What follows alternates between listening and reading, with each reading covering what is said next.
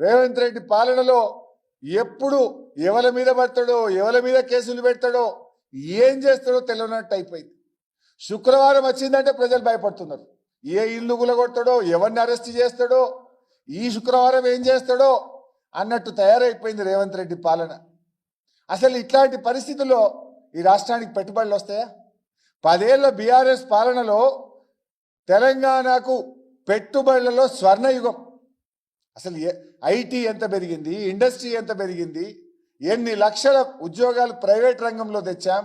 ప్రపంచంతో దేశంలోని ఇతర రాష్ట్రాలతో పోటీ పడి తెలంగాణను అగ్రగామిగా నిలిపినాం. కానీ నీ పిచ్చి పనుల వల్ల ఇట్లా చేస్తే ఎవడన్నా హైదరాబాద్లో పెట్టుబడులు పెడతాడా?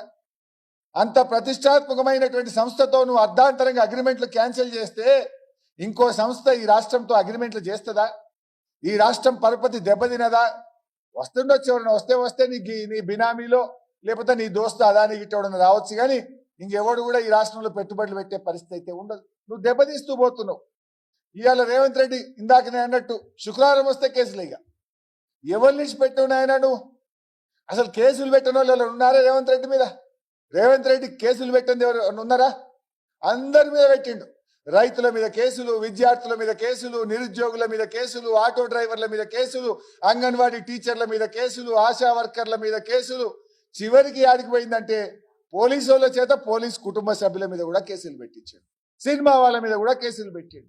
ఆయన పాలనలో ఉన్న లోపాలను, ఆయన తప్పిదాలను ఎత్తి చూపుతున్నటువంటి ప్రతిపక్ష నాయకుల మీద కూడా కేసు పెడతా ఉన్నాడు.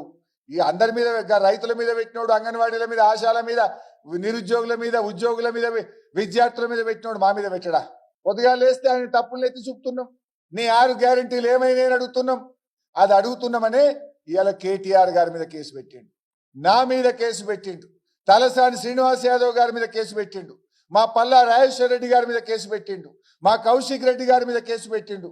ఇవాళ విడుదలైన పట్నం మహేందర్ రెడ్డి గారి మీద కూడా అక్రమ కేసే పెట్టిండు. ఇవాళ రేవంత్ పాలన ఎట్లా తయారైందంటే పోలీసులతో దబాయించు, అక్రమ కేసులు బనాయించు, అబద్ధాలతో బుకాయించు. ఇది రేవంత్ పాలన.